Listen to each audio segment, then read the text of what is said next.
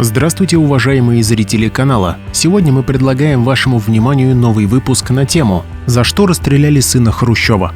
Старший лейтенант Леонид Хрущев, сын будущего генерального секретаря СССР, не вернулся с боевого задания в марте 1943 года. Он был летчиком-истребителем, человеком молодым и смелым. А в апреле того же года Иосиф Сталин подписал указ о том, что Леонид Никитич Хрущев награжден посмертно орденом Отечественной войны и считается не пропавшим без вести, а погибшим в бою. Но через 10 лет после 20-го съезда Компартии, во время которого Никита Хрущев выступал против культа личности Сталина, пошли слухи о предательстве Леонида Хрущева и о том, что его расстреляли по личному указанию Сталина в тюрьме.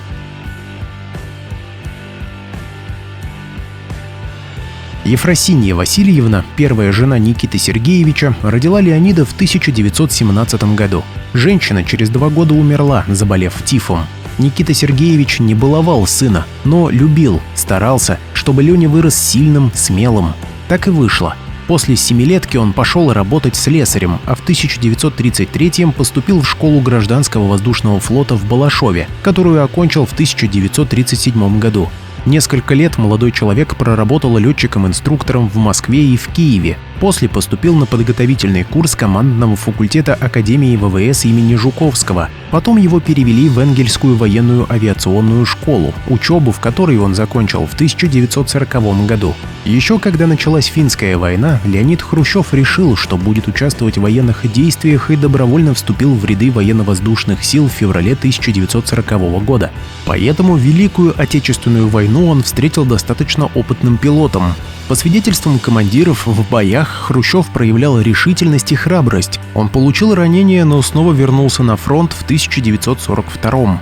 Несчастье случилось 11 марта 1943 года. В это утро Леонид Хрущев вылетел на перехват немецких самолетов, которые летели бомбить Москву. Недалеко от Жиздры истребители Леонида подбили, а самого летчика захватили в плен.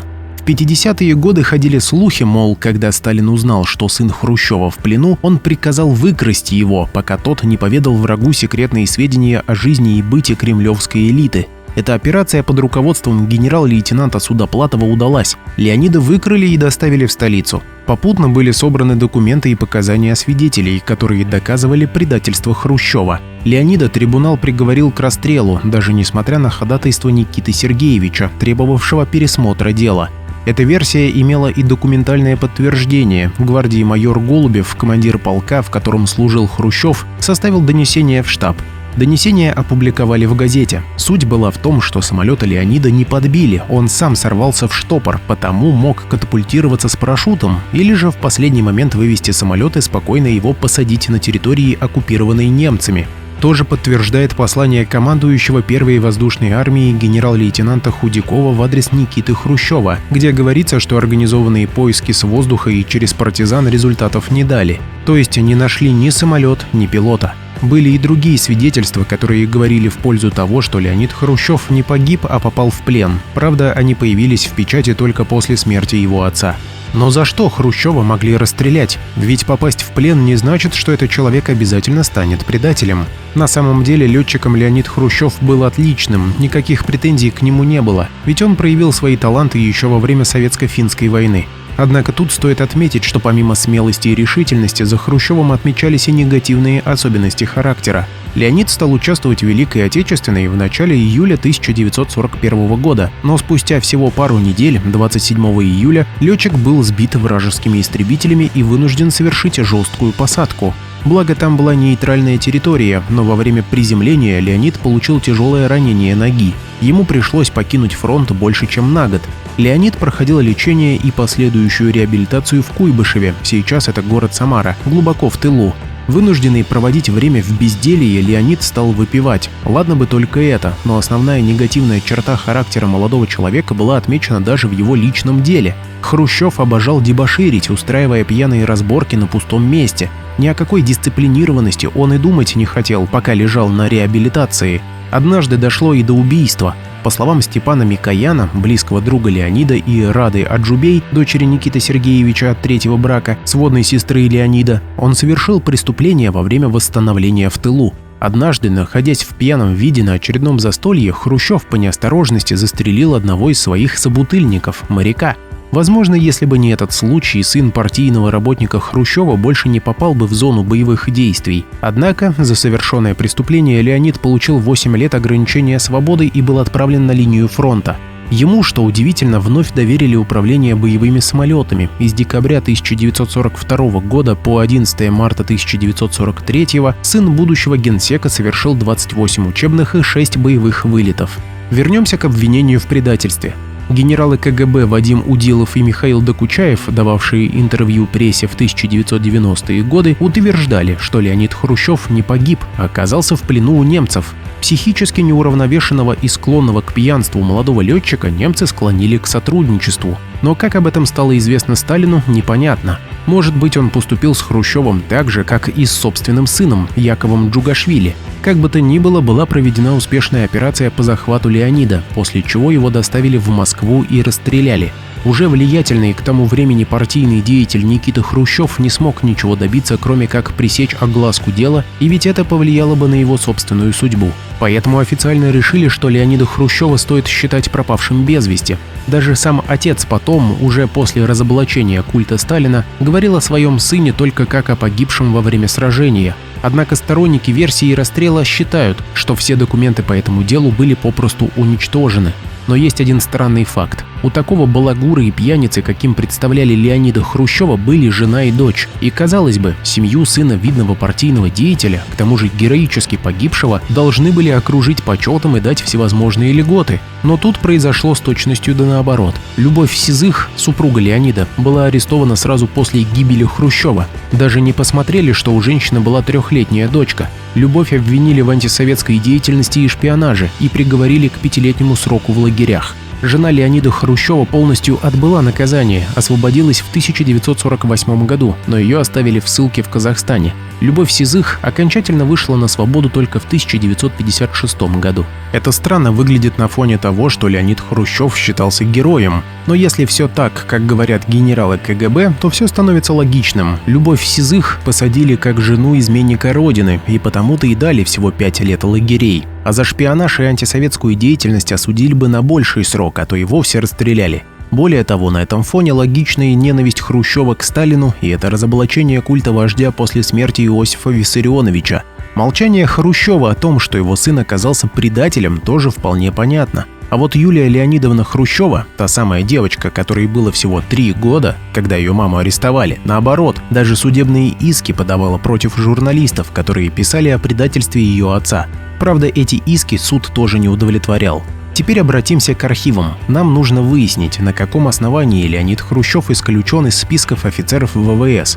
Эти данные есть в Центральном архиве Министерства обороны России. Там указывается следующее. В алфавитной картотеке учета офицеров значится, что Леонид погиб 11 марта 1943 года. Соответственно, в алфавитной картотеке учета осужденных военными трибуналами 5-го отдела ЦАМО СССР карточка на Леонида Хрущева отсутствует.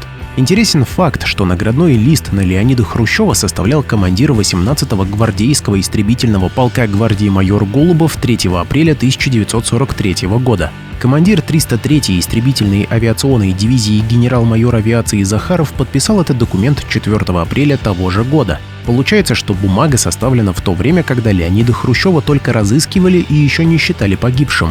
Лишь 11 апреля 1943 года Никита Хрущев получил письмо командующего 1-й воздушной армии генерал-лейтенанта Худякова, в котором говорилось: «В течение месяца мы не теряли надежды на возвращение вашего сына, но обстоятельства, при которых он не возвратился и прошедший с того времени срок, заставляют нас сделать скорбный вывод, что ваш сын, гвардии старший лейтенант Хрущев Леонид Никитич, пал смертью храбрых в воздушном бою против немецких захватчиков». Именно по этой причине в представлении на награду отсутствовало слово «посмертно». Наградной лист оформляли за неделю до того, как Леонида Хрущева официально объявили погибшим.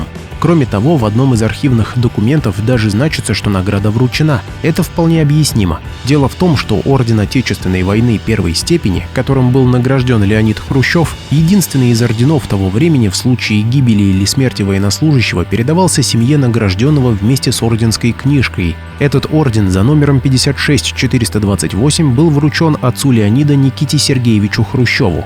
Есть историки, которые убеждены, что многие страницы из личного дела сына Хрущева оказались замененными в послевоенный период, но есть и те, что утверждают, такого не было. В личном деле из подлинных документов Леонида имеется только послужной список. Остальные бумаги в деле – это копии из подлинных документов, которые хранятся в ЦАМ Российской Федерации и в архиве Управления кадров ВВС Российской Федерации. На каждом документе имеется ссылка на то, откуда они были изъяты или скопированы. Вероятно, бумаги собрали в личное дело по просьбе Никиты Хрущева, либо по чьей-то другой инициативе. Тем не менее, нет никаких сомнений в достоверности этих документов. Сенсацию по делу Леонида Хрущева вызвали мемуары генерала Судоплатова, в которых он пишет следующее. «С подачи ряда журналистов и некоторых ветеранов органов безопасности мне приписывается мифическая операция по захвату Леонида Хрущева в немецком тылу и его ликвидация за измену родине. В действительности ничего подобного не было. По линии НКВД и СМЕРШ проходила только ориентировка об его розыске.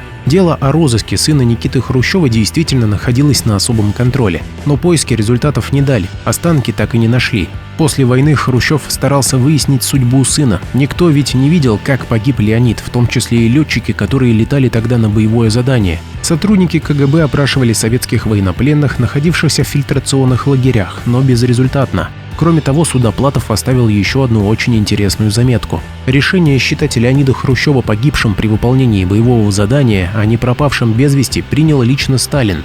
В тех условиях это имело важное значение для политической карьеры Никиты Хрущева, исключало возможность компрометации члена советского руководства подобным эпизодом. Потому сын Хрущева, в отличие от других пропавших без вести, был награжден орденом Отечественной войны первой степени. Резона обманывать народ и защищать Хрущева у Судоплатова не было, ведь именно этот генсек, как только встал у руля власти, отправил генерала на 15 лет в лагеря. Тем не менее, однозначно утверждать, что Леонид Хрущев на самом деле погиб или же все-таки его расстреляли, нельзя. Ведь сейчас доказать, как в точности все происходило, уже невозможно, а вместе с эпохой СССР ушли в прошлое и ее тайны, в том числе и загадка гибели сына Никиты Сергеевича Хрущева. Для того, чтобы посмотреть и узнать еще больше интересных фактов неизвестной истории России, подпишись на канал и поставь лайк. Мы постараемся донести до каждого зрителя настоящую, неизвестную историю России.